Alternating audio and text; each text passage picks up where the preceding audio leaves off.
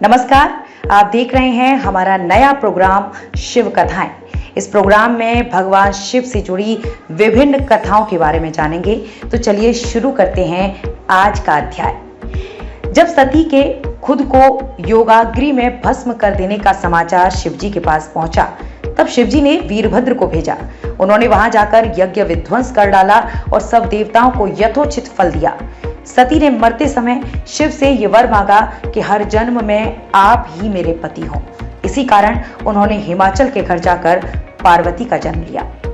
जब से पार्वती हिमाचल के घर में जन्मी, तब से उनके घर में सुख और संपत्तियां छा गई।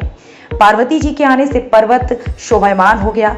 जब नारद जी ने ये सब समाचार सुने तो वे हिमालय पहुंचे। वहां पहुंचकर वे हिमालय से मिले और हंसकर बोले, तुम्हारी कन्या गुणों की खान है।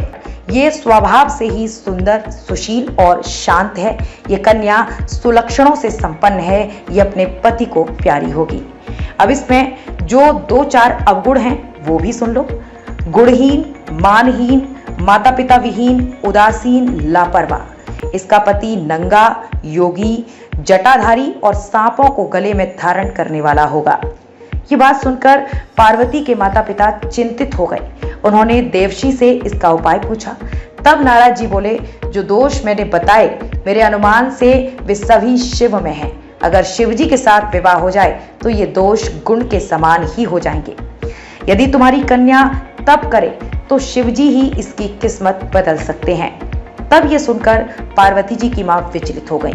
उन्होंने पार्वती के पिता से कहा, आप अनुकूल घर में ही अपनी पुत्री का विवाह कीजिएगा, क्योंकि पार्वती मुझे प्राणों से अधिक प्रिय है। पार्वती को देखकर मैना का गला भर आया। पार्वती ने अपनी मां से कहा, माँ, मुझे एक ब्राह्मण ने सपने में कहा है कि जो नारद जी ने कहा है, तू उसे सत्य समझकर जाकर तप कर। ये तप तेरे लिए दुखों का नाश करने वाला है। उसके बाद माता पिता को बड़ी खुशी से समझाकर पार्वती तप करने गई। पार्वती जी ने शिव को पति के रूप में पाने के लिए तपस्या आरंभ की, लेकिन शिव को सांसारिक बंधनों में कदापि रुचि नहीं थी। इसलिए पार्वती ने अत्यंत कठोर तपस्या की ताकि शिव प्रसन्न होकर उनसे विवाह कर लें। जब सप्तऋषि सती की परीक्षा लेने गए, सप्तऋषि ने पार्वती से जाकर पूछा, तुम किसके लिए इतना कठिन तप कर रही हो? तब पार्वती ने सकुचाते हुए कहा, आप लोग मेरी मूर्खता को सुनकर हंसेंगे।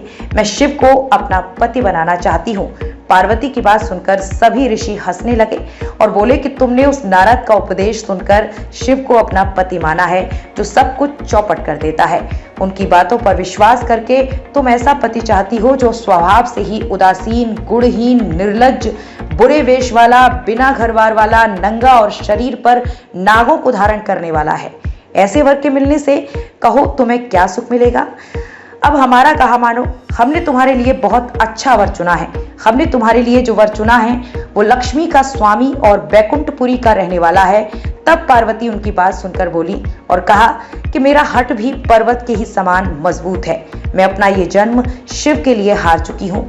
मेरी तो करोड़ जन्मों तक की यही जिद रहेगी। पार्वती की ये बात सुनकर सभी ऋषि बोले, आप माया हैं और शिव भगवान हैं। आप दोनों समस्त जगत के माता पिता हैं। ये कहकर सप्तऋषि पार्वती को प्रणाम करके वहां से चले गए। पार्वती की दृढ़ निष्ठा ने जीत लिया शिवजी का मन। वर्षों तपस्या करने के बाद एक दिन पार्वती जी के पास एक ब्रह्मचारी आया। वो ब्रह्मचारी तपस्विनी पार्वती का आद्य स्वीकार करने से पूर्व बोला, तुम्हारे जैसी सुकुमारी क्या तपस्या के योग्य है? मैंने दीर्घ काल तक तप किया है। चाहो तो मेरा आधा या पूरा तप ले लो, किंतु तुम इतनी कठिन तपस्या मत करो। तुम चाहो तो त्रिभुवन के स्वामी भगवान विष्णु भी। किंतु पार्वती ने ऐसा उपेक्षा का भाव दिखाया कि ब्रह्मचारी 2 क्षण को रुक गया। फिर बोला, योग्य वर में 3 गुण देखे जाते हैं, सौंदर्य, कुलीनता और संपत्ति। इन तीनों में से शिव के पास एक भी नहीं है।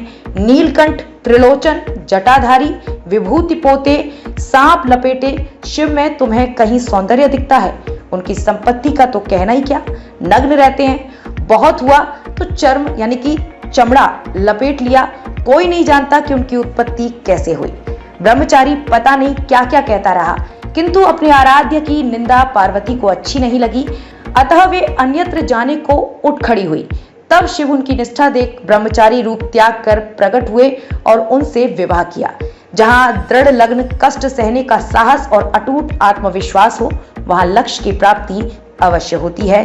और यही हमें इस कथा से सीखने को मिलता है। एक बार अगर आप अपने उद्देश्य के प्रति किसी भी बात को अपने दिल में बैठा लो तो यकीन मानिए आप निश्चित ही सफलता को प्राप्त करेंगे।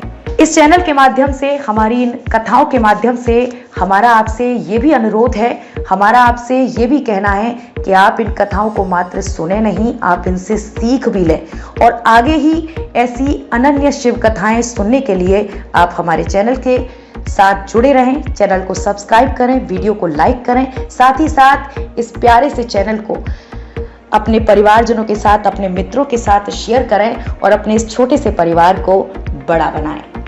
आगे फिर मिलेंगे एक और शिव कथा के अगले अध्याय के साथ। तब तक के लिए आप सभी को हमारा नमस्कार।